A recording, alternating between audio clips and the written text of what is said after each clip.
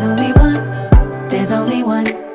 It's only one, just only one, just love and happiness, beauty and Hey guys, it's Jess. Welcome back to my channel. So today I have on a new wig. This one might be one of my favorites so far. I did like a 90s inspired style. So I'm gonna show you guys how I got this hairstyle, a little bob flip out look.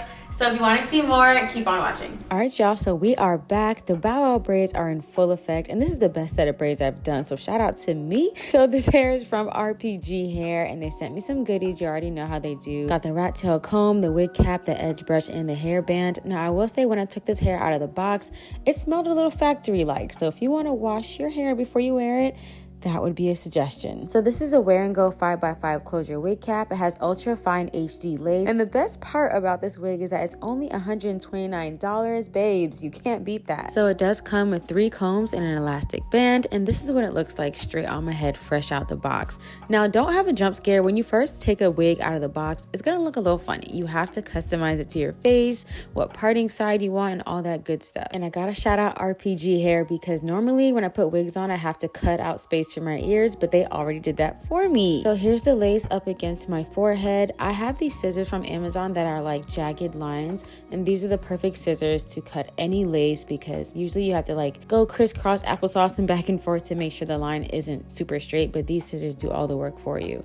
I swore I was in frame, but I wasn't, so my bad. I'm not gluing this wig on my head, but if I was, this is the spray that I would use, so I just thought I'd put y'all on. And all my dark skinned girls, you know what time it is. Ruby Kisses cream foundation in the color 16 is the perfect foundation for my wig lace because it matches perfectly with my skin. Now this is key here. You can't just buy a lace front and just put it on your head and expect it to turn out good. You have to match it to your skin color. So use a foundation, maybe one that's a little like half a shade darker, and it'll turn out perfect. Now let's get on into the styling. I'm using my Conair on its highest setting, and first I'm just going to switch my part a little bit just to make it a little bit deeper for my desired look. So we're gonna get into styling, but first I'm gonna put this band on my head so that my wig doesn't slide off while I'm straightening it. And this is a kinky straight wig, so you're gonna have to put your back into it a little bit while straightening, depending on how much texture you still want in it. This is how the hair looks after 2 passes. It's still got some texture in it, but it's nice and silky. I had to leave this part in because I need to show you guys how delusional I was thinking that this comb was providing any assistance on the straightening of this back piece right here. I eventually got it, but the chase method is hard, okay? But yeah, I'm just gonna continue to straighten out the hair so we can get on into styling it.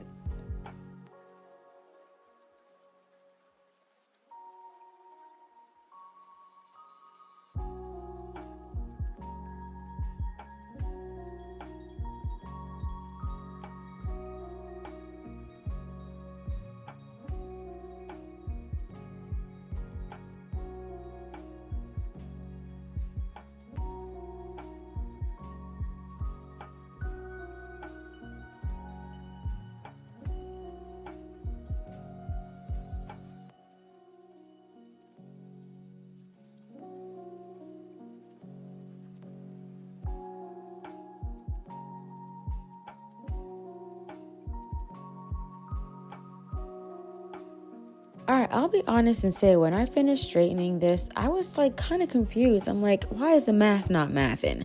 Like the hair looked good, but for some reason it wasn't giving on my face. I'm like, something needs to give here. So I was like, you know what, maybe I need to flatten out the roots.